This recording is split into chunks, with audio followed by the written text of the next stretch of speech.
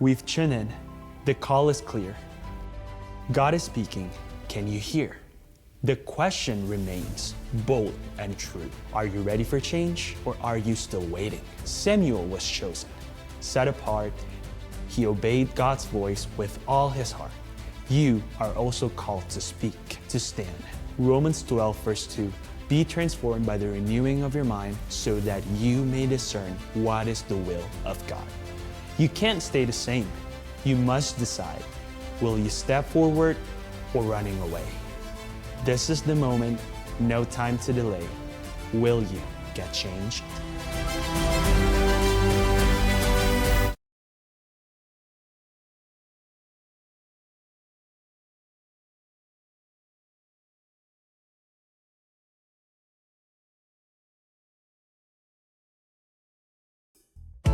Shalom saudara-saudara, kita siap memuji Allah kita yang luar biasa.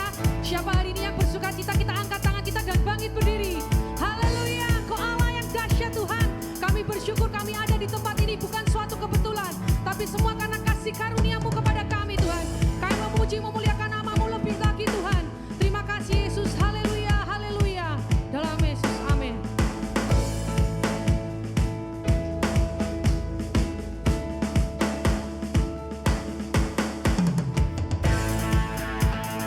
Mari kita saudara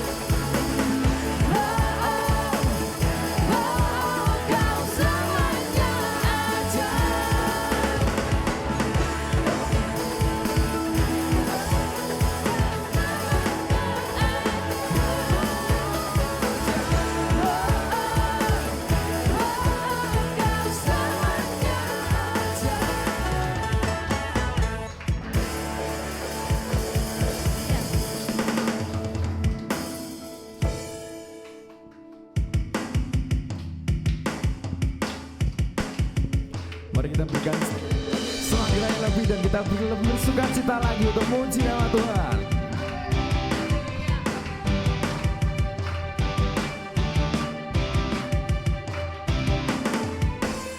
Pujilah namamu Tuhan, kuat dan penuh keahlian. Satu cara kami nyatakan, kebesaran-Mu tetap selamanya.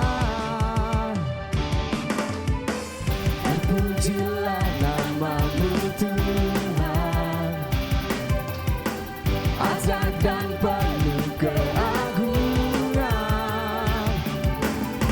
Satu hati kami nyatakan, kerajaan-Mu kekal selamanya.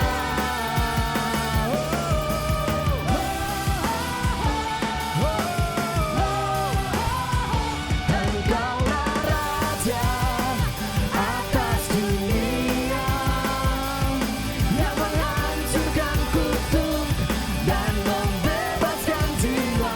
Kami bersorak, bertepuk tangan. Engkau Tuhan berjaya dan memerintah untuk selamanya. Terpujilah namamu Tuhan, ajaib dan penuh keagungan. Satu hati kami nyatakan, kerajaan-Mu kekal selamanya.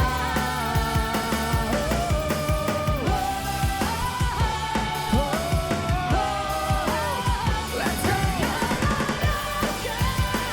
Atas dunia, yang menghancurkan kutuk dan membebaskan jiwa.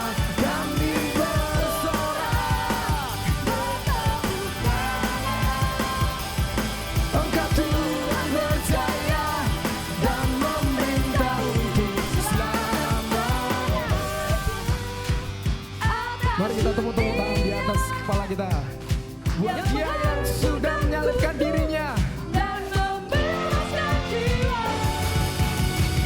Engkaulah Raja atas dunia, yang menghancurkan kutuk dan membebaskan jiwa.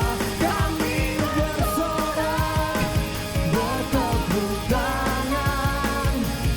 Engkau Tuhan berjaya dan memerintah untuk selamanya.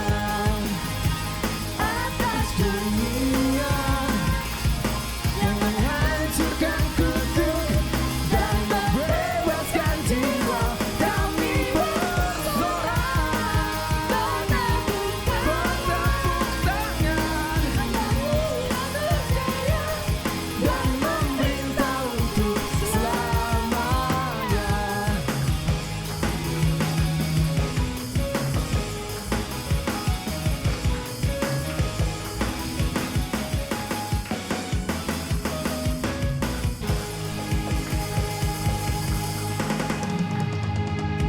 Haleluya. Silakan duduk saudara. Saat ini kita akan lebih masuk ke dalam hadiratnya saudara. Di Happy Holy Friday ini saudara, kita mau lebih lagi merasakan betapa Allah kita sungguh luar biasa. Yesus rela mati di kayu salib untuk kami umat-umat yang berdosa. Thank you Lord, thank you Lord.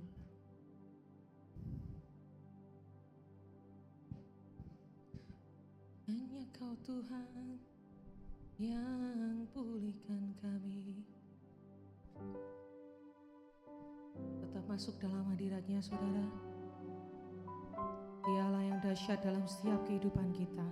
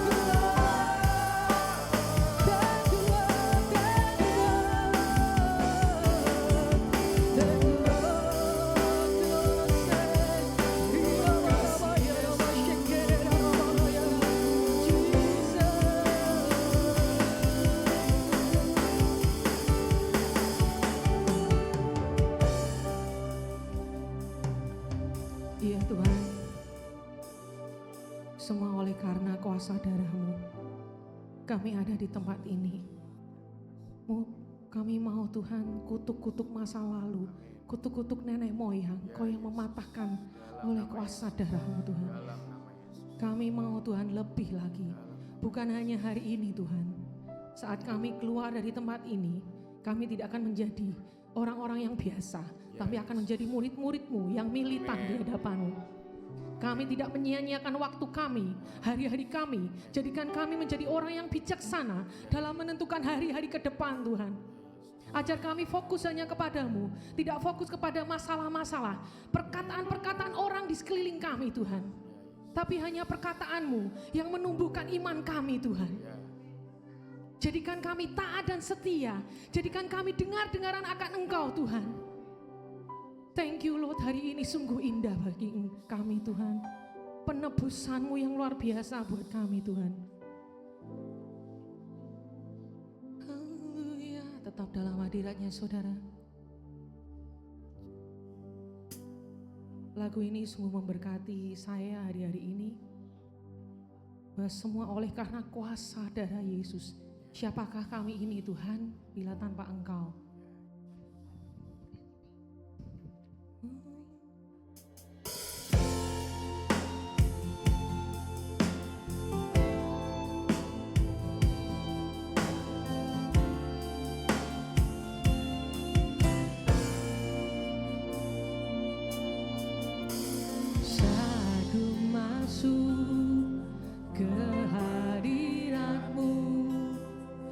Bawa persembahan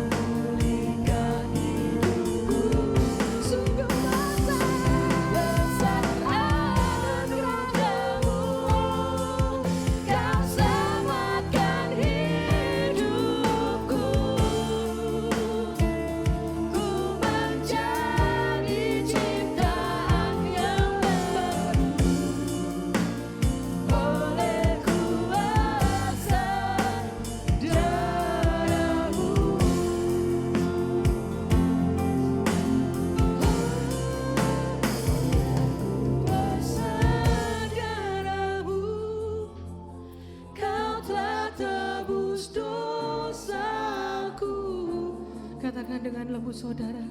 Kekudusanmu Melingkupiku,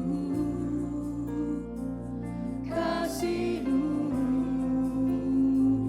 mengalir, memulihkan hidupku. Sungguh besar anugerah-Mu, Kau selamatkan hidupku. Ku menjadi ciptaan yang baru oleh kuasa darah-Mu. Kuasa darah-Mu, oleh kuasa darah-Mu, Kau telah tebus dosaku. Kekudusan-Mu melingkupiku, kasih-Mu mengalir, memulihkan hidupku. Sungguh besar anugerah-Mu, Kau selamatkan hidupku. Ku menjadi ciptaan yang baru oleh kuasa darah-Mu. Ku menjadi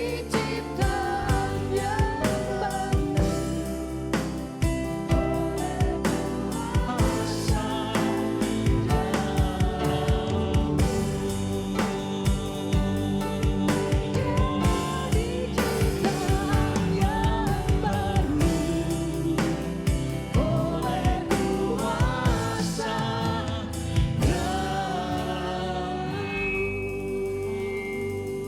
Kudus, kudus, kudus, kudus darah-Mu, kudus pengorbanan-Mu, kudus pemberian-Mu, yaitu nyawa-Mu, pemberian yang paling berharga di atas segala berkat yang lain. Maka kami tidak sia-siakan di hari yang suci ini Tuhan, Jumat Agung. Lihat Tuhan, jemaat-Mu berhimpun oleh karena haus akan cinta-Mu. Kami bersama-sama mengucap syukur bahwa beberapa menit yang lalu Engkau sudah melawat kami dalam puji-pujian, sehingga hati kami dijamah, jiwa kami Engkau sirami dengan Roh-Mu yang kudus.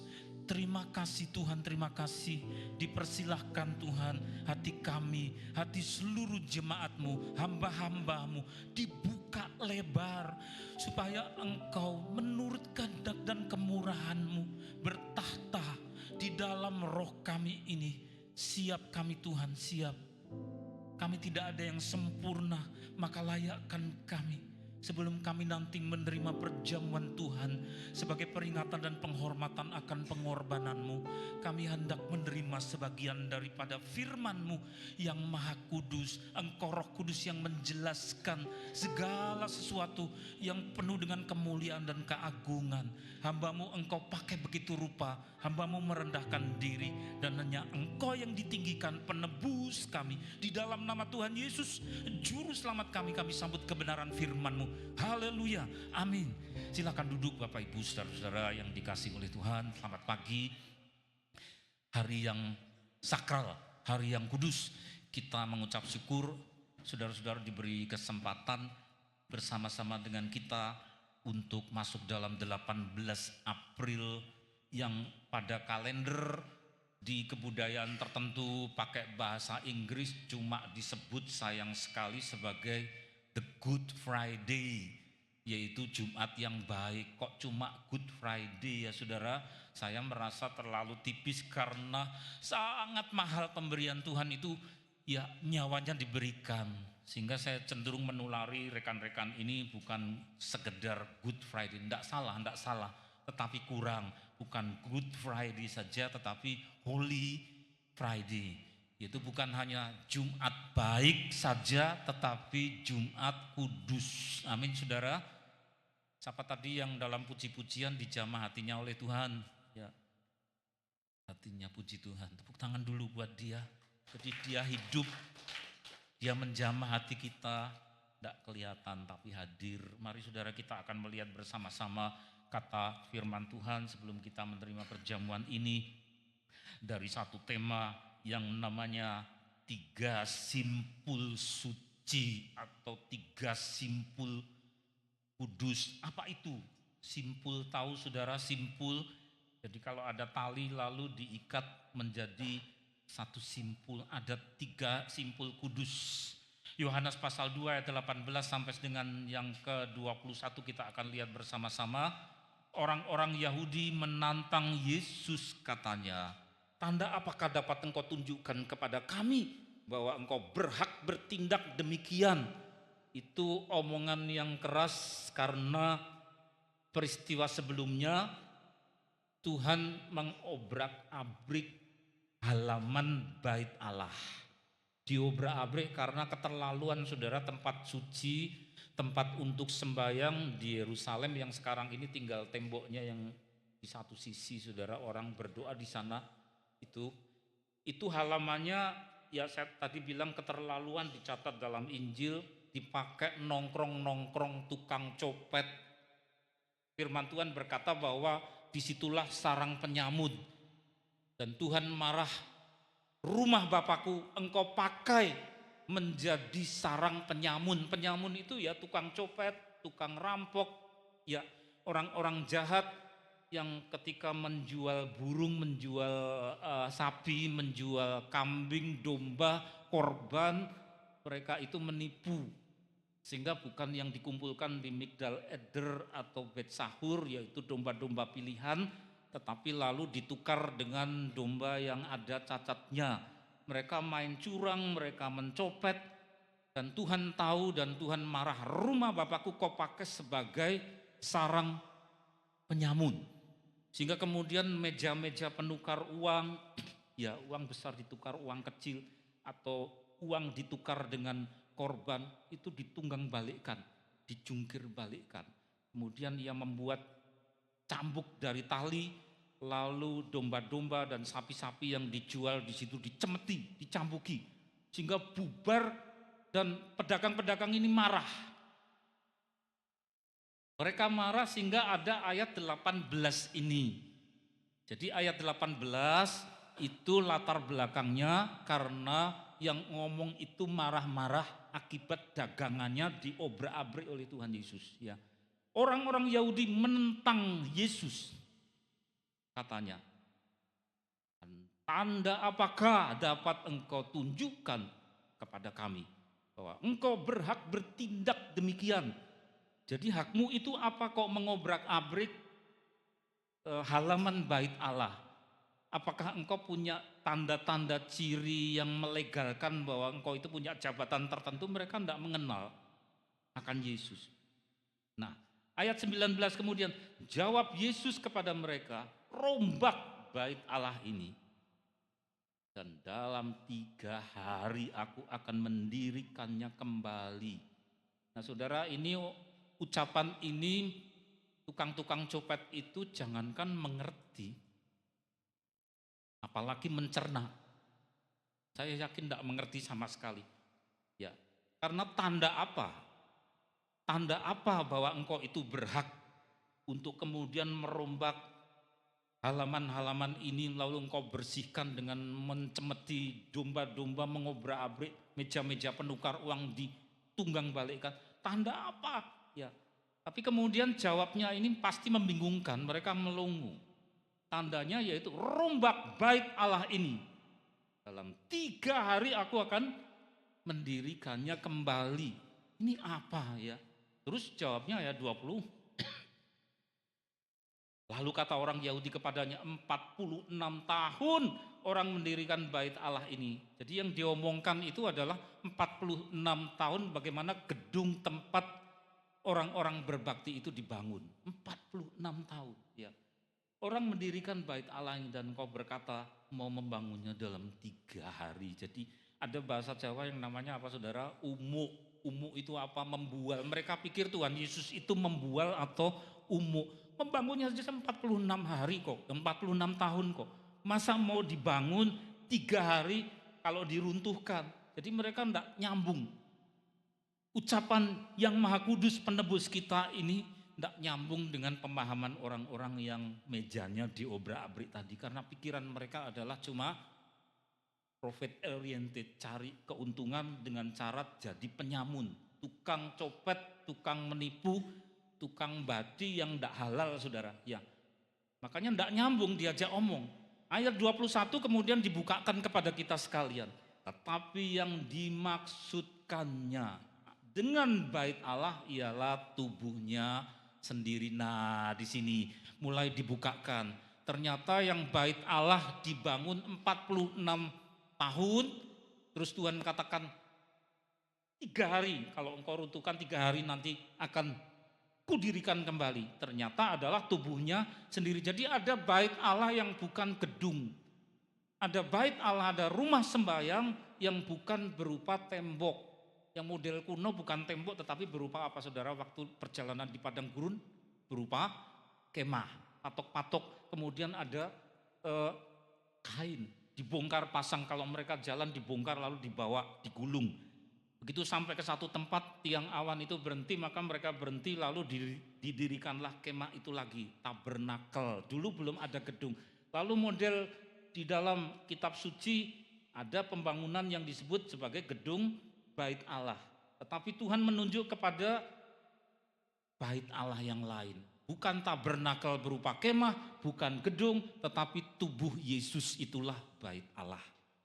Kemudian 1 Korintus pasal 3 ayat 16 ada bait Allah yang keempat. Apa itu? Tidak tahukah kamu bahwa tubuhmu adalah bait Allah? Tidak tahukah kamu bahwa tubuhmu bait Allah? Berarti apa, saudara? Tubuh kita ternyata juga diwisuda, dijadikan sebagai bait suci tempat Roh Kudus itu bersemayam. Tetapi kita tidak sedang membahas itu, tetapi bait Allah yang ketiga. Bukan tabernakel, bukan gedung, tetapi tubuh Yesus. Runtuhkan bait Allah ini, saya akan bangun dalam 3 hari, saudara. Tubuh suci ini adalah tubuh yang diberikan buat kita. Maka Jumat Agung kita berkumpul bersama-sama di tempat ini oleh karena rasa hormat yang luar biasa, oleh karena satu pemberian yang lebih daripada pemberian-pemberian yang lain. Satu anugerah, satu kemurahan, gift di atas segala gift atau pemberian-pemberian yang lain. Kalau kita sakit disembuhkan itu berkat, tetapi belum apa-apa. Saudara kejerat maaf sampai utang, tetapi Tuhan kasih berbelas kasih kita, saudara nangis, kita menangis, Tuhan kasih sampai utang saudara lunas. Itu berkat, mengucap syukur, tapi belum apa-apa. Ya. Ada macam-macam bencana, ada bahaya, ada orang jahat di tengah jalan, tapi kita diluputkan, itu juga berkat. Tetapi belum apa-apa. Berkat di atas segala berkat, pemberian di atas segala pemberian adalah bait Allah yang adalah tubuh Yesus. Tubuh Yesus. Karena tubuh Yesus adalah tubuh yang suci, saudara. Dan tubuh itu beliau pelihara begitu rupa sehingga dipasangi jubah yang tidak berjahit. Kalau saudara membaca Injil, orang Kristen yang cinta sama Tuhan pasti nyelidiki. Karena tubuhnya sangat berharga sehingga kain yang dipakai membalut dia juga spesial. Tahu apa itu, saudara? Ada yang puluhan tahun jadi Kristen tetapi tidak tahu apa-apa mengenai pakaian Tuhan Yesus. Ketika dibagi-bagi di antara para prajurit, kemudian prajurit itu melihat bahwa loh ini jubahnya kok very very spesial, yaitu tidak ada sambungannya. Kalau saudara bikin baju, kita beli baju, itu kan lengan sendiri, terus dijahit, ditempelkan, kantong ya potongan kain lalu jadi kantong, jadi tempelan-tempelan. Tetapi jubah Tuhan Yesus adalah kain utuh. Pernah baca itu? Maka kita harus rajin, saudara, kalau kita cinta sama Tuhan. Tubuhnya adalah bait Allah yang very very spesial, sampai dibungkus dengan jubahnya saja khusus. Sehingga para prajurit ini mau membagi-bagi, wah sayang, ini kain berharga, kalau dipotong-potong kan eman-eman ya sudah diundi saja, akhirnya jubah itu diundi. Berarti dari sekian prajurit yang menjadi algojo executioner, cuma satu yang berhak dapat itu. Tapi itu juga sangat kejam, saudara. Nah, lihat bahwa tubuh Yesus adalah bait Allah diberikan kepada kita menjadi penukar. Dan tubuh itu begitu suci. Sejak lahir saja, lahirnya bukan hasil dari hubungan seorang pria laki-laki dengan perempuan lalu perempuannya hamil. Itu sangat alamiah, binatang begitu, manusia juga begitu, itu alamiah, faktor genetis. Tetapi tubuh Yesus bait Allah itu caranya lahir bukan produk perkawinan, bukan hasil hubungan laki-laki dan perempuan. Dan itu bukan hanya diakui di dalam kitab suci kita, tetapi juga yang dari luar juga mengakui itu meskipun malu-malu, saudara. Ya. Sehingga Bapak Yoakim, nah kemarin ada kasih karunia boleh berkunjung ke rumah Bapak Yoakim meskipun tinggal reruntuhan karena sudah 2000 tahun yang lalu, punya istri yaitu Ana.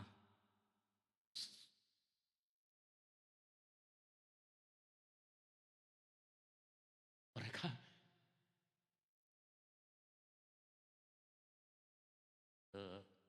rindu punya anak, menunggu sampai lama kok belum juga hamil anak ini. Ya, mereka terus berdoa kepada Tuhan tidak bosan-bosannya. Sampai kemudian di masa tuanya Tuhan kasih, ternyata ada satu rencana yang spesial. Ana mengandung dan lahirlah seorang anak perempuan. Anak perempuan ini kemudian diberi nama Maria. Ya. Lalu orangnya polos menurut penduduk setempat, dan ketika usianya sudah sampai pada usia remaja 17 tahun didatangi oleh malaikat Gabriel, diberitahu bahwa anak gadis ini akan mengandung. Sehingga dia heran, saya belum bersuami kok mengandung. Lalu dijelaskan bahwa kandungannya bukan karena hubungan dengan laki-laki tetapi dari Roh Kudus. Lalu jawabnya bukan kemudian protes, enggak. Ya, anak gadis remaja ini taat. Putri dari Bapak Yoakim dan Ana. Aku ini hamba Tuhan. Aku ini hamba Tuhan. Jadilah seperti yang engkau kan. Lahirlah siapa? Juru selamat kita yang bukan hasil perkawinan karena dia jelmaan dari Allah sendiri. Jadi tubuh Yesus yang secara manusia cucu dari Bapak Yoakim dan Ana, itu adalah tubuh suci, bait Allah yang kudus.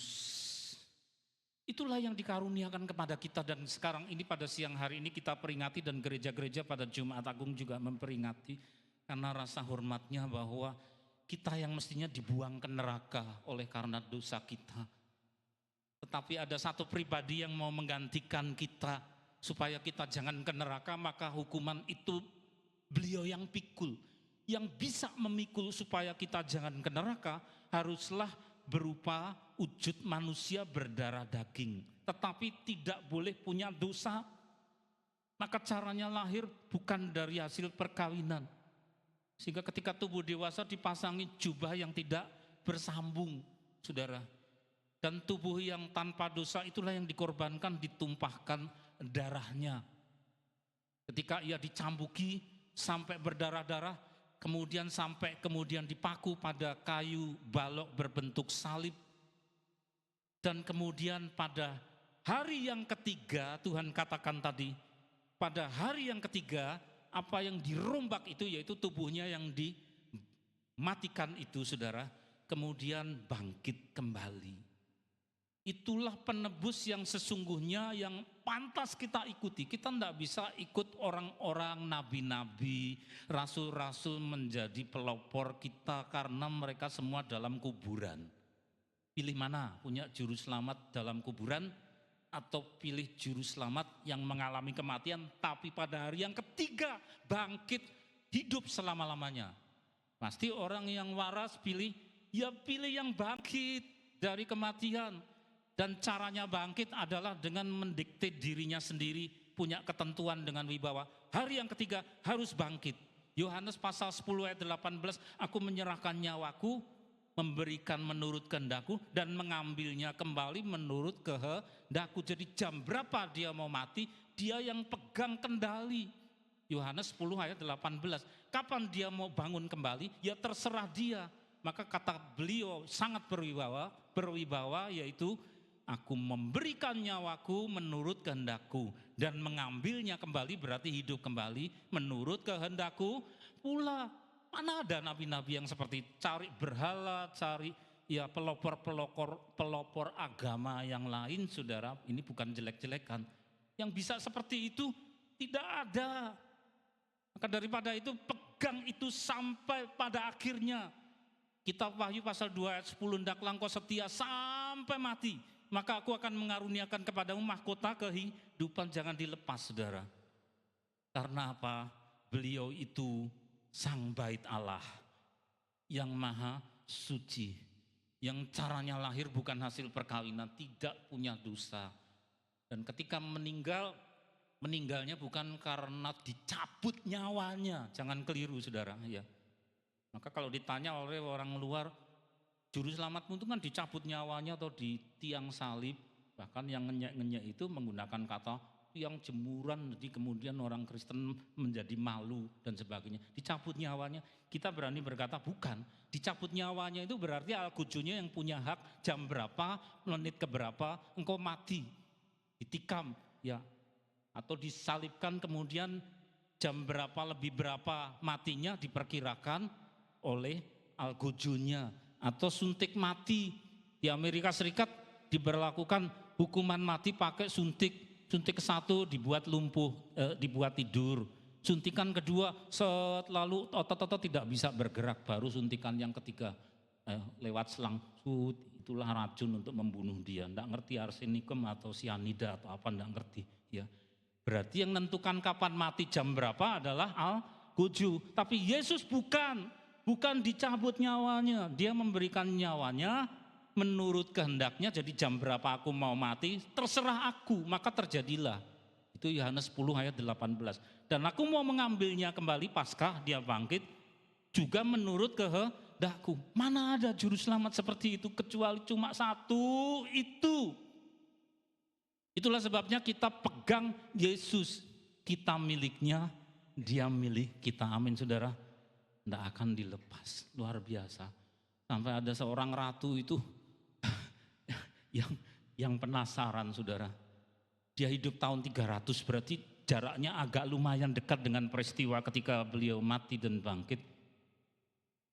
Kemudian dari istananya, karena beliau ini adalah ibunda atau ibu suri dari Kaisar Konstantinus, ya, Kaisar Romawi, ibu suri yaitu Ratu Helena.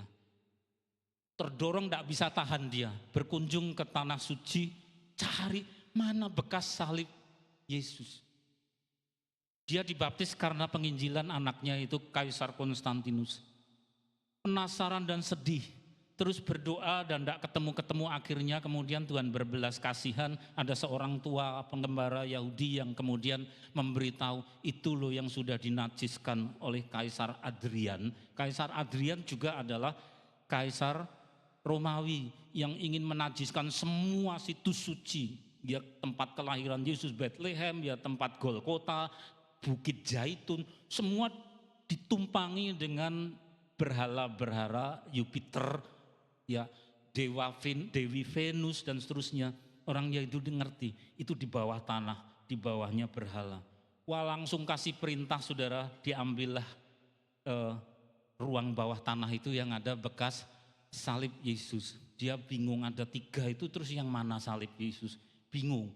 Pegawainya juga bingung. Gini aja, lalu ada yang menyarankan cari orang yang sakit keras, karena semua ada bekas darah yang sudah mengering, ditempel. Salib ke-1 enggak terjadi apa-apa, tetap sakit keras. Salib kedua tetap sakit keras. Lalu salib ketiga barulah ditempelkan, orang ini sembuh. Inilah yang kemudian disembunyikan oleh Ratu Helena sampai sekarang. Tidak ada yang tahu sesudah beliau meninggal, pasti dipelihara di gereja Roma ya saudara. Tapi tempatnya rahasia. Sampai bekasnya saja dipakai rebutan. Lalu Khalifah Utsmaniyah masuk, apalagi ya harus dipindah disembunyikan. Karena yang dari Persia itu kalau masuk mesti menghapuskan tempat-tempat suci itu semua. Didirikan kuil-kuil dan seterusnya saudara. Salibnya bekas bagaimana ia dihukum mati. Tetapi matinya adalah menurut kendali beliau sendiri. Hari yang ketiga bait Allah ini harus bangkit. Bekasnya saja sampai dipakai rebutan. Tapi ya sudahlah, kita tidak menemukan berjumpa dengan balok salibnya. Tetapi yang penting siapa? Yesusnya. Beliau dengan penuh wibawa sudah menentukan kapan beliau bangkit, yaitu pada hari yang ketiga bait Allah yang kau akan rombak itu akan dibangun kembali. Ternyata itulah peringatan Paskah saudara, yaitu Minggu. Itulah sebabnya gereja itu mengadakan ibadah hari Minggu di seluruh dunia. Padahal tidak pernah gereja-gereja pendetanya ketemu rapat, yuk kita bikin ya ibadahnya Minggu lalu sepakat. Lu kok bisa pada sepakat? Kecuali yang memang istimewa ya, tapi umumnya kan Minggu. Kok bisa? Lah sutradaranya satu kok, Roh Kudus yang memberitahu. Kenapa Minggu? Minggu, Domingo artinya Tuhan. Hari Minggu, hari Domingo. Minggu itu Tuhan. Kapan? Minggu saat hari ketiga dia bangkit, itu hari Minggu. Hari ke-1 dari 1 minggu ya. Dalam 7 hari, hari ke-1 itu hari Minggu. Tetapi kalau dihitung sejak kematiannya Jumat, Sabtu, lalu Minggu, hari ketiga. Itulah sebabnya memakai hari Minggu. Besok Minggu kita ketemu lagi saudara dalam peringatan Paskah beliau bangkit. Karena apa? Untuk menghormati beliau sudah berjanji pada hari yang ketiga bait Allah yang kau mau runtuhkan dibangun kembali. Dan itu terjadi. Itulah kewibawaan dari penebus kita. Kita bukan ditebus dengan tokoh murahan. Kita bukan ditebus dengan tokoh yang lemah. Kita bukan ditebus oleh tokoh penebus yang tidak ada dayanya, yang dicabut nyawanya. Penebus kita bukan dicabut nyawanya, tetapi memberikan nyawanya, mengambilnya kembali menurut kehendaknya. Pegang kontrol, pegang kendali. Ngomong hari ketiga sungguh. Itulah penebus kita, maka kita harus punya kebanggaan. Pegang Yesus itu jangan dilepas. Rugi ya. Nanti kalau beliau datang yang kedua kali kita tidak tahu tahun berapa, tanggal berapa. Masih adakah iman di bumi? Beliau berkata. Lalu kita berkata masih Tuhan ini. Saya nunggu sampai engkau hadir. Kalau umurku tidak mencapai ya saya dicabut dibawa ke dalam Firdaus. Kalau engkau masih lama datang. Tapi kalau aku masih ada engkau datang dan engkau berkata masih adakah iman di bumi? Masih Tuhan, ini saya. Ya saudara, seperti itu. Iman kepada siapa? Sang bait Allah yang tidak punya dosa, yang lahirnya bukan karena perkawinan, dan yang bisa mendikte dirinya sendiri kapan dia mau bangkit sesudah. Luar biasa ya, super redeemer, super savior. Jadi super di atas segala super, maha penebus, maha juru selamat yang maha. Terus lihat halaman yang berikut saudara ya.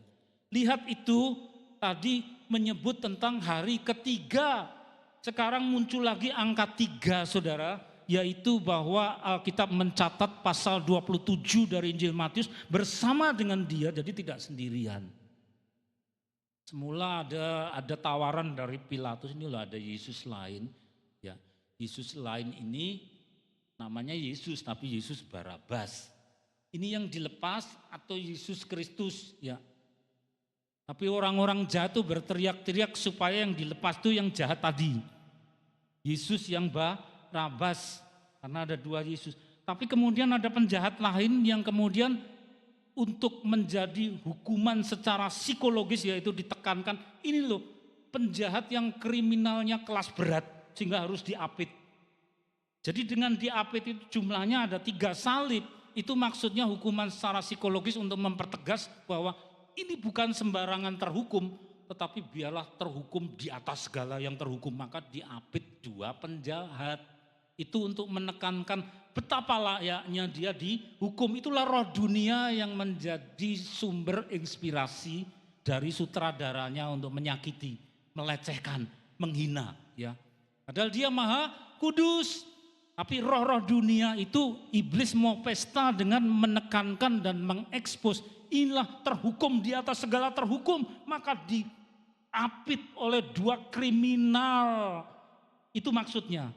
Jadi hukuman bukan hanya secara fisik disakiti, dicambuki, dipaku, tetapi juga hukuman secara psikologis. Tapi secara rohani apa? Meskipun penegas kriminalitas, keliru S ya, dikriminalisasi saudara terhukum, tetapi bawahnya justru secara rohani dari pandangan kita kebalik.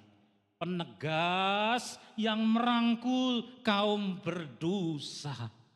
Kenapa dia di tengah? Bukan untuk ditegaskan bahwa dia terhukum di atas segala terhukum, malah sebaliknya. Di tengah kiri kanan penjahat itu tanda bahwa dia sang maha benar yang berkuasa untuk membawa orang ke dalam keselamatan. Siapa yang dibawa ke dalam keselamatan? Orang-orang berdosa. Dan dia buktikan bahwa salah satu di antaranya jebol dari apa? Identitas sebagai terhukum. Jebol saudara secara rohani. Karena dia berkata, Tuhan ingatlah akan aku apabila engkau datang sebagai raja. Lalu Tuhan berkata apa? Pada hari ini juga, tidak tunggu kiamat loh saudara. Pada hari ini juga engkau akan bersama dengan aku di dalam Firdaus. Berarti tidak masuk neraka yang sebelah itu.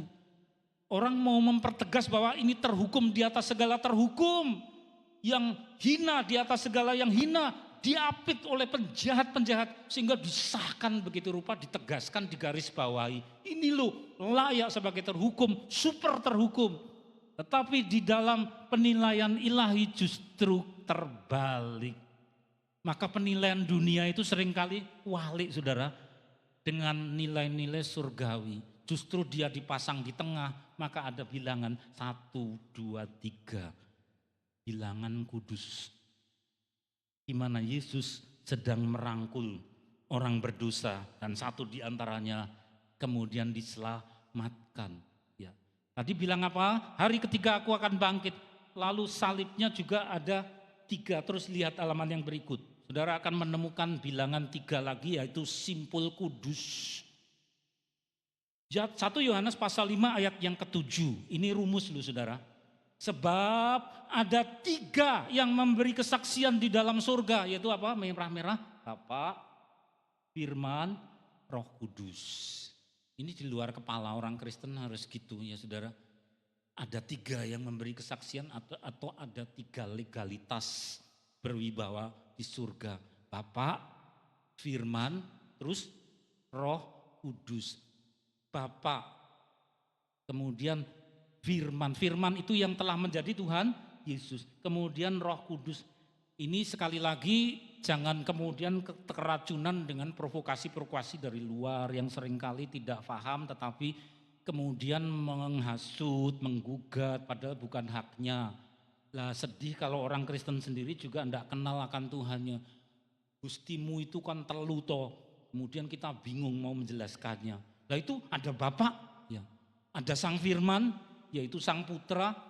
Bapak kok punya anak, bidani sopo. Lalu begitu kita malah rendah diri, saudara. Ada Bapak, ada Firman, ada Roh Kudus. Tuhanmu ada 3, bahkan baca di kitab Wahyu 7 roh Allah yang menyebar ke gereja-gereja.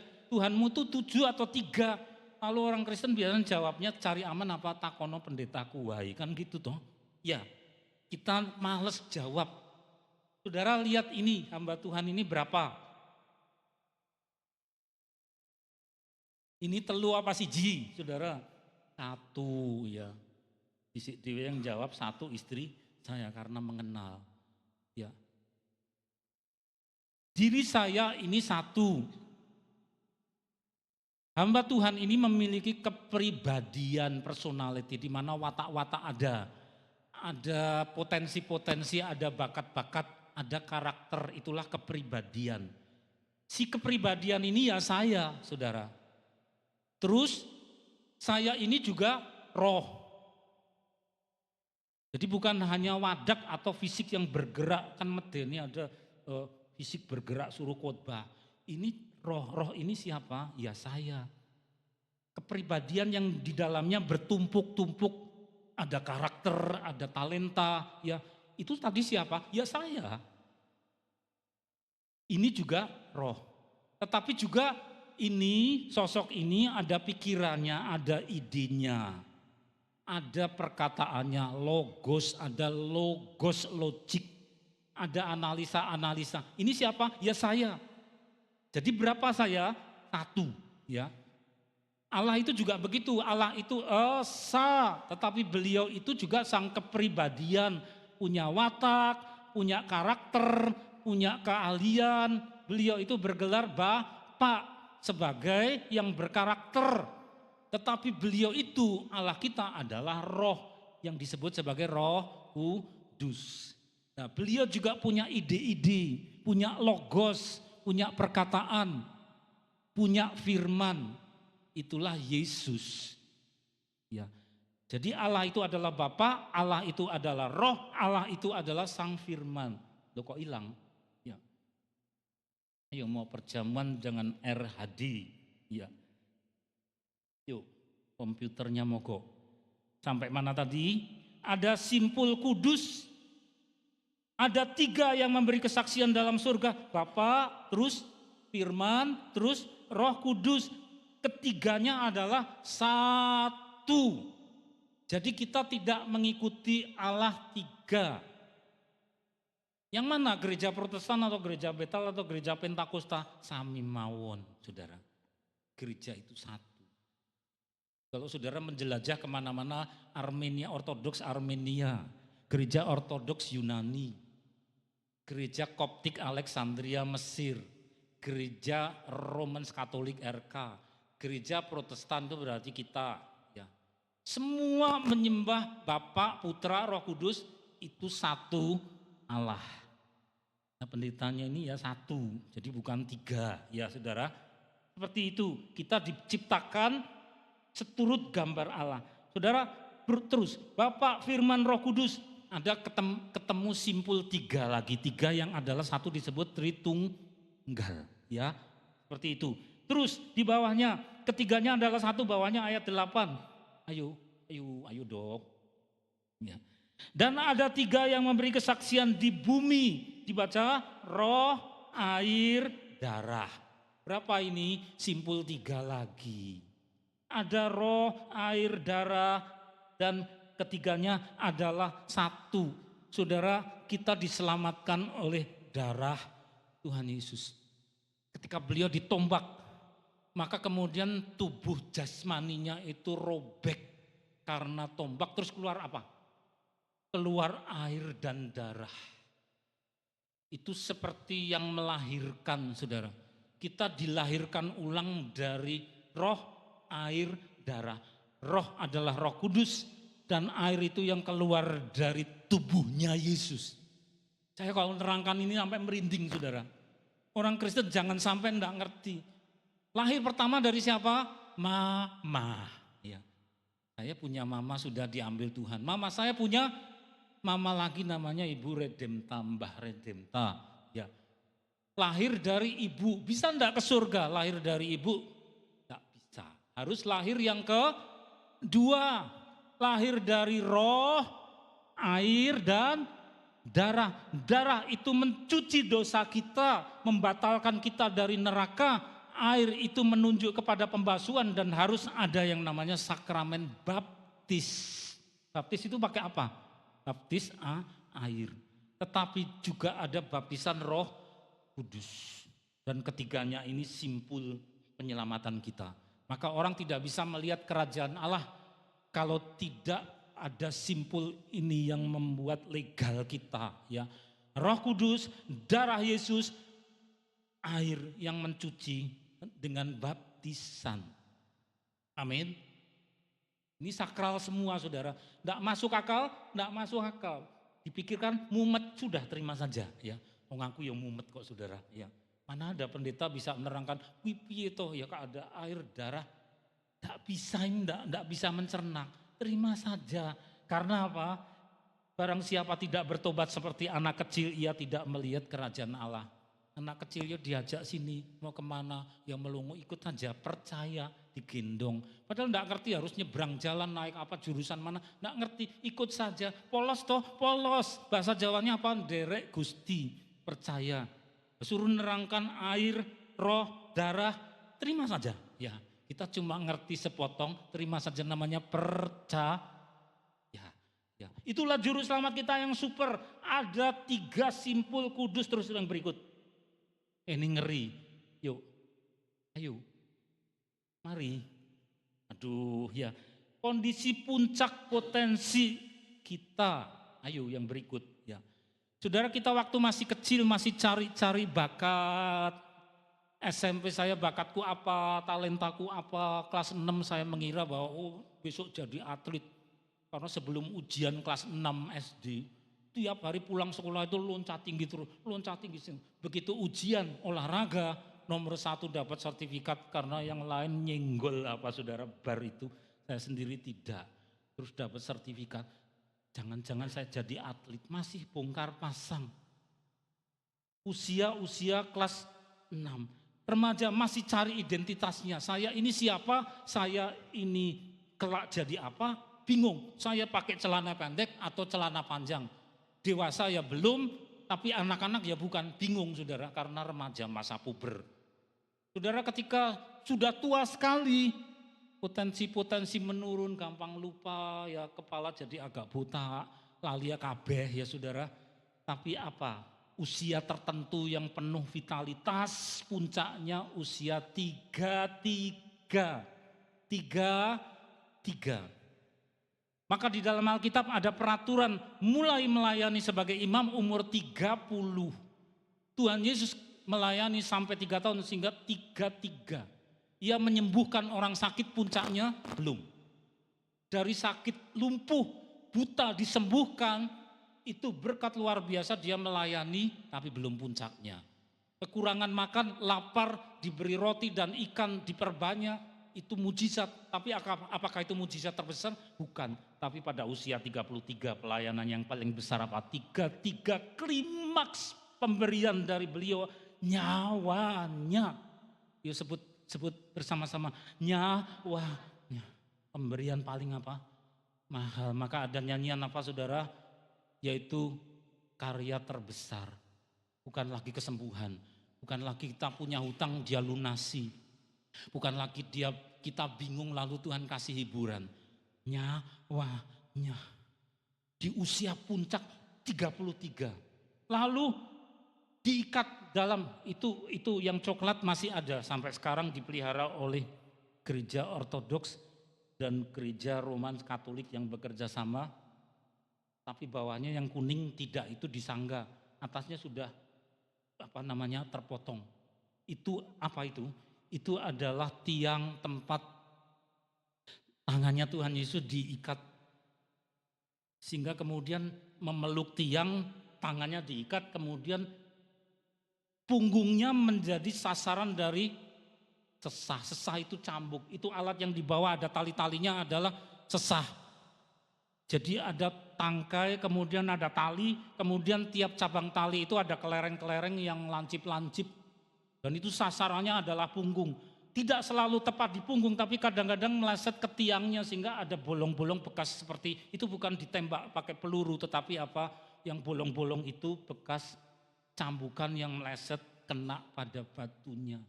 Dan sekarang dilestarikan, orang-orang berdoa di situ saudara. Dan berkata apa? Tuhan, mestinya saya yang dibegitukan, yang dicambuki. Yang dicambuki adalah punggung. Saudara, di punggung ini kulit pecah semua. Di dalamnya ditahan semacam bumper, tanda kutip. Bumpernya bukan besi tetapi 33 ruas vertebrae atau tulang belakang manusia. Karena beliau menjadi manusia seperti kita, tidak punya dosa, tapi susunan tubuhnya 33 ruas. Pada usia 33 dicambuki. Apakah itu kebetulan? Tidak ada yang kebetulan, Tuhan sudah atur semuanya. Simpul 33 itu angka sakral. Ada roh, Bapa, firman. di bumi ada roh, ada air, ada darah. Dan ketika beliau berkorban, saudara, tiga-tiga itu menjadi simpul rumus kudus. Ya, maka beliau bergelar Bapa, Putra, Roh Kudus. Siapa yang belum baptis? Tidak boleh orang dibaptis dalam nama pendeta. Orang dibaptis dalam nama majelis gereja tidak boleh. Tetapi dalam nama Bapa, Putra, Roh Kudus. 3 simpul kudus pada diri Allah. Beliau berkorban dengan itu, saudara. Sehingga tulang belakangnya yang diberikan, sehingga peninggalan yang membuat orang runtuh hatinya. Ada lubang-lubang pada tiang itu membawa doa-doa pertobatan, membawa doa-doa penyerahan diri, membawa doa-doa orang yang berziarah untuk menyerahkan diri dengan penuh. Karena beliau itu bait Allah yang kudus, yang bukan sembarang korban, yang bukan sekedar pahlawan. Kalau pahlawan menyerahkan nyawanya menjadi tedeng aling-aling, saudara, yang menjadi bumper, mereka semua tidak bisa bangkit kembali. Nabi sebagus apapun mereka dalam kuburan meninggal. Saudara, kita tidak ikut nabi-nabi. Mereka tidak bisa menyelamatkan, mereka punya dosa, mereka tidak bangun-bangun. Tetapi Yesus mati menurut kehendaknya sendiri, jam berapa, menit keberapa, dan bangkit hari yang ketiga. Terus yang berikut ada enemy. Yuk halaman berikut, jangan macet, jangan macet, jangan macet. Ayo. Ganti komputer atau ganti orang. Sorry, enggak. Lu RD, ya. Ada musuh, saudara. Musuh itu sukanya jiplak. Jiplak. Saudara punya apa itu? Sabuk, stut bagus. Nanti muncul yang mereknya sama, tapi dipakai satu ceklek. Loh kok ceklek? Lah palsu, saudara. Ya. Ada lagi barang-barang yang palsu, tokoh-tokoh juga dipalsu. Maka ada musuh di akhir zaman namanya 666. Berapa kali angka 6-nya? 3 kali. 66. Maka plat nomor jangan dipasangin 66. Ya, 777 aja ya. Angka anugerah atau 333. Jangan 66, saudara. Ini adalah saingan. Wahyu pasal 13 ayat 18 saya bacakan. Yang penting di sini ialah hikmat. Barang siapa yang bijaksana, baiklah ia menghitung bilangan binatang itu. Binatang dalam arti orang jahat, utusan setan. Karena bilangan itu adalah bilangan seorang manusia, yaitu 6 atau ciptaan. Dan bilangannya adalah 666. Jadi 6-nya ditulis 3 kali mau menyaingi sang domba Allah. Meskipun sang domba Allah tidak mempan dijiplak dan disaingi oleh kambing. Matius 25, saudara. Ada anak-anak domba Allah ikut anak domba Allah. Tetapi saingannya adalah kambing. Kadang-kadang kambing bawahnya diberi kalung salib dibalik. Tapi saudara, kita juga jangan main tuduh. Di situ kok ada warung gambarnya wedus. Lah memang tukang sate kok ya. Jangan main tuduh gitu ya. Jadi bukan antikris, itu memang bakul sate gitu. Nah saudara, anak domba Allah dijiplak, disaingi pakai kambing. Kemudian 333 dijiplak lalu disaingi dengan 66. Tidak usah takut. Ya. Kita setia kepada Yesus yang benar. Maka halaman terakhir. Halaman terakhir ya. Yesaya pasal 6 ayat 1 sampai dengan yang ketiga, dalam tahun matinya Raja Uzia aku melihat Tuhan duduk di atas tahta yang tinggi menjulang dan ujung jubahnya memenuhi bait suci. Ayat 2, para serafim berdiri sebelah atasnya masing-masing mempunyai 6 sayap. 6 sayap berarti berapa pasang? Ya, 2 sayap dipakai menutupi muka mereka, 2 sayap dipakai menutupi kaki mereka, 2 sayap dipakai melayang-layang. Sayapnya bukan asal-asalan tetapi semuanya ini menunjuk kepada simpul yang tadi. Ayat 3, dan mereka berseru kepada seorang, katanya dibaca bersama-sama, kudus, kudus, kuduslah Tuhan. Berapa kali kudus? 3. Kudus, kudus. Yuk dibikin nyanyian ya. Siapa yang mau bikin nyanyian saudara? Kudus, kudus, kudus saudara. Tuhan semesta alam. Itulah yang maha benar, yang maha benar, yang maha benar. Suci, suci, suci. Mari tutup mata. Iman kita tidak bisa digoyang. Karena tidak ada berhala, tidak ada nabi, tidak ada pemuka agama yang bisa memberikan nyawanya yang kudus. Kecuali Yesus yang maha suci.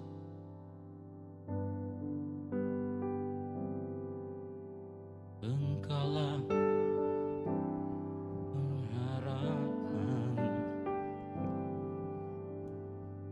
sanggup menyembuhkan.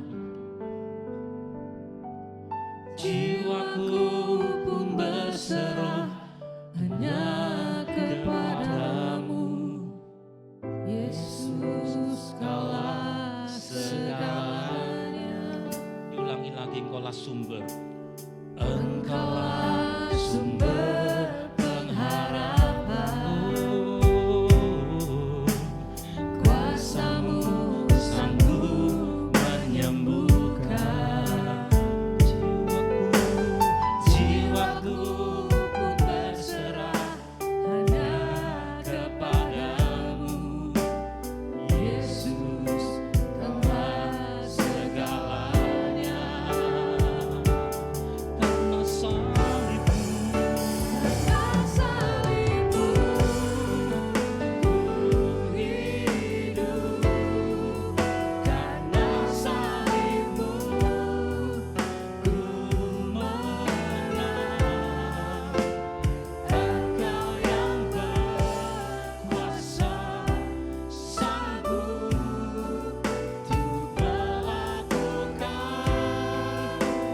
mukjizat. karena salibmu, Karena salibmu ku hidup, karena salibmu, karena salibmu ku menang. Engkau yang berkuasa, sanggup untuk melakukan mukjizat-Mu di hidupku. kalau bukan karena salibmu kami binasa. Kalau bukan karena salibmu, kami semua sampah, layak dibuang ke dalam penghukuman oleh karena dosa kami.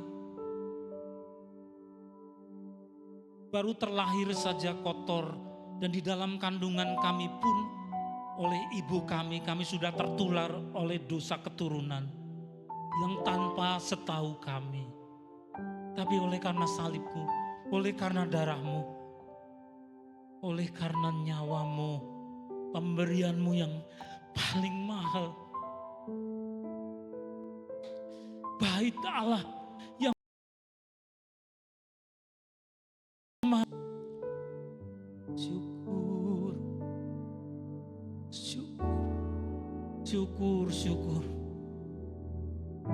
Inilah jemaat-Mu Tuhan yang berkumpul, berhimpun untuk mengucap syukur.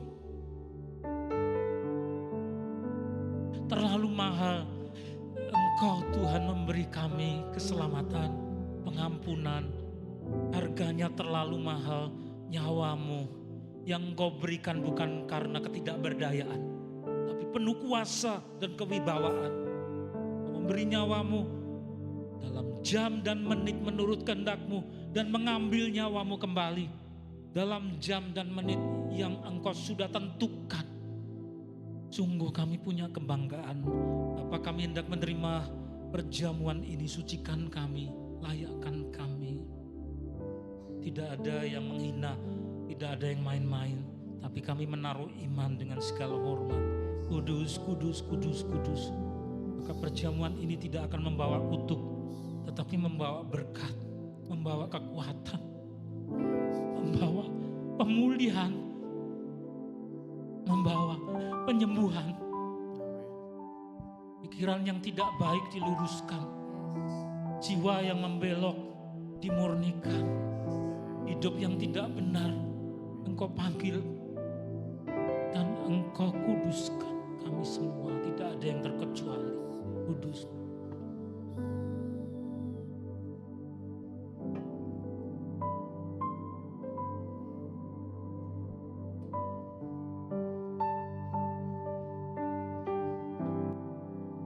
Oleh kuasa darah-Mu, Kau telah tebus dosaku. Kekudusan-Mu melingkupiku. Kasih-Mu mengalir, memulihkan hidupku. Sungguh besar anugerah-Mu, Kau selamatkan hidupku. Ku menjadi ciptaan yang baru oleh kuasa darah-Mu. Oleh kuasa darah-Mu, Kau telah tebus dosaku. Kekudusan-Mu melingkupiku. Kasih-Mu mengalir, memulihkan hidupku.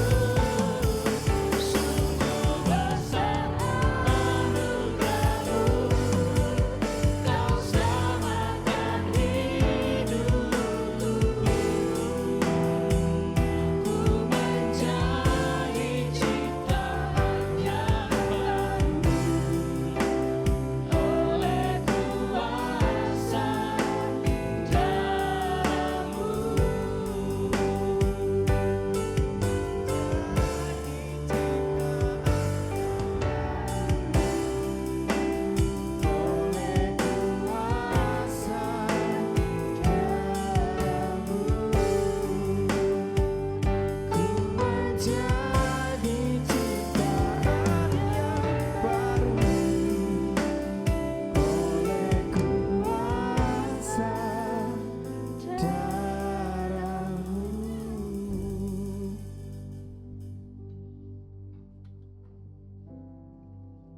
Kudus, kudus, kudus darah-Mu.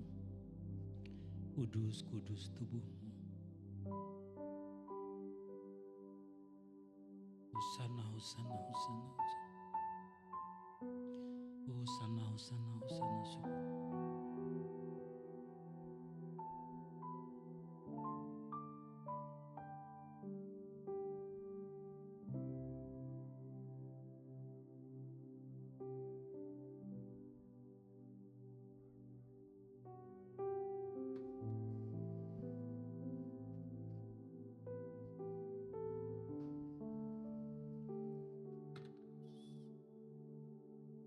Kudus-kudus tubuh-Mu yang sudah dikoyak-koyak dengan kerelaan sudah Engkau relakan buat kami. Kalau bukan Engkau yang dihancurkan, kami yang dihancurkan di neraka karena dosa kami. Tapi oleh karena kasih-Mu, kami mau makan ini Tuhan dengan mengingat akan tubuh-Mu yang Maha Kudus. Mari saudara makan sama-sama di dalam nama Tuhan Yesus dengan penuh kasih.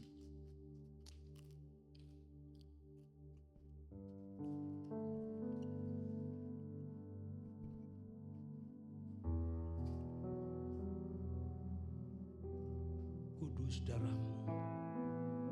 Ketika Engkau makan Paskah bersama-sama dengan murid-Mu di ruang atas, maka Engkau berkata, inilah darah perjanjian yang ditumpahkan untuk pengampunan dosa banyak orang.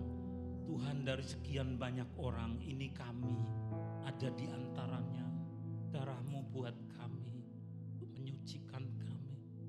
Mari saudara, minum dengan kasih, minum dengan segala hormat sama-sama dalam nama Yesus.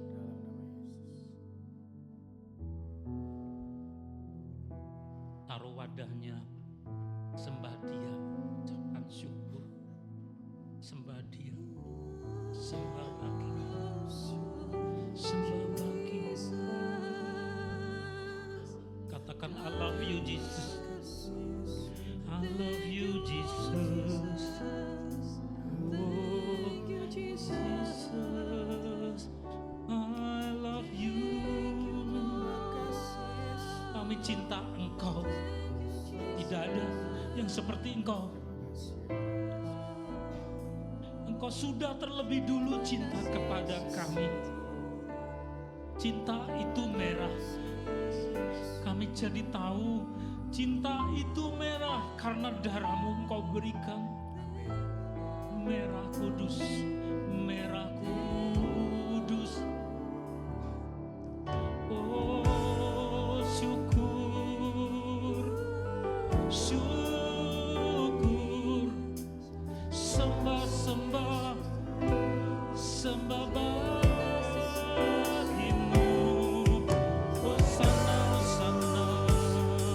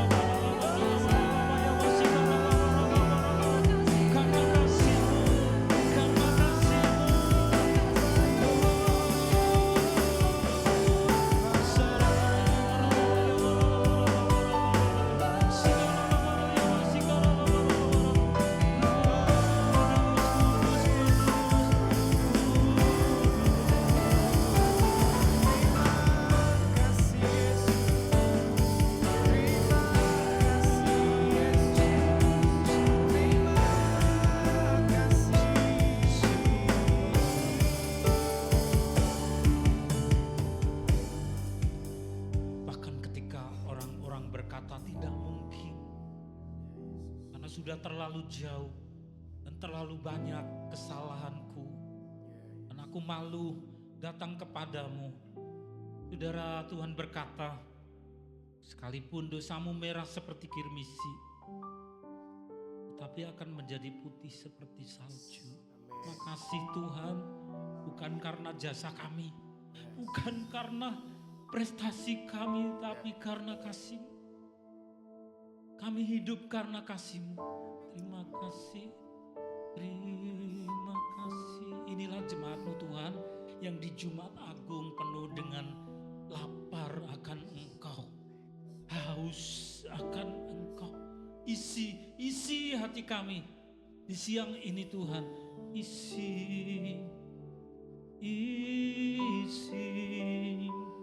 Isi dengan cinta-Mu, isi dengan Roh-Mu. Dunia tidak bisa memberi yang seperti ini, hanya dari Engkau. Isi. Terus Tuhan, isi hati kami. Inilah bait-Mu. Meskipun bait yang keempat ini tidak sempurna, yaitu diri kami. Tapi silahkan Roh Kudus, kami taruh hormat. Engkau tinggal di dalam hidup kami. Terima kasih. Bapa, kami hendak mengucap syukur dalam bentuk persembahan. Bukan lagi sebagai kewajiban, tetapi sebagai tanda cinta kami kepada Engkau. Sucikan apa yang kami himpun, boleh dipakai mendukung pekerjaan pelayanan dalam gereja ini di dalam nama Tuhan Yesus. Karena salib-Mu ku hidup, karena salib-Mu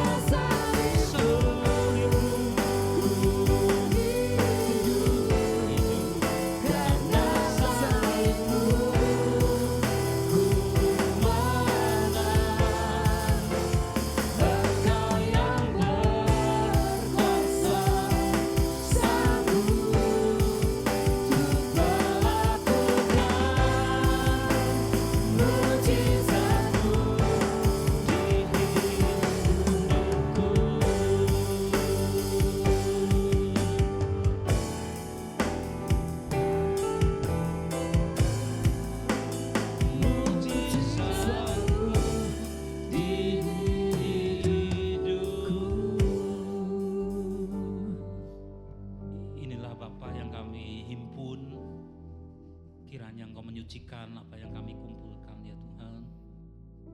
Dan semua pribadi yang mengumpulkan persembahan, Engkau berkati pekerjaan mereka. Engkau cukupi segala kebutuhan mereka. Bukan hanya roh, jiwa, tapi sampai dengan materi, keuangan. Karena Engkau Allah yang tidak pernah mempermalukan. Karena di sela-sela kesukaran apapun, Engkau senantiasa membukakan jalan. Terima kasih Tuhan. Bapa kami yang ada di surga, dikuduskanlah namamu, datanglah kerajaanmu, jadilah kehendak-Mu di bumi seperti di surga. Berikanlah kepada kami pada hari ini makanan kami yang secukupnya, dan ampunilah kami akan segala kesalahan kami, sebagaimana kami juga mengampuni orang yang bersalah kepada kami.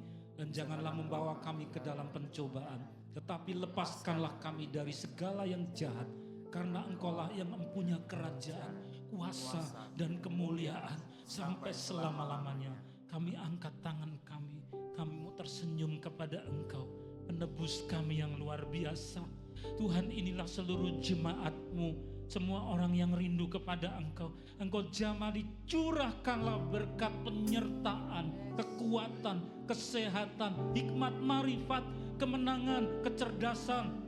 Di dalam nama Allah Bapa di surga, kasih karunia Sang Putra yang tunggal Tuhan Yesus penebus kami, serta penyertaan oleh Roh Kudus yang memeteraikan kami menjelang hari penghakiman pada siang hari ini sampai Tuhan datang yang kedua kali, bahkan sampai selama-lamanya.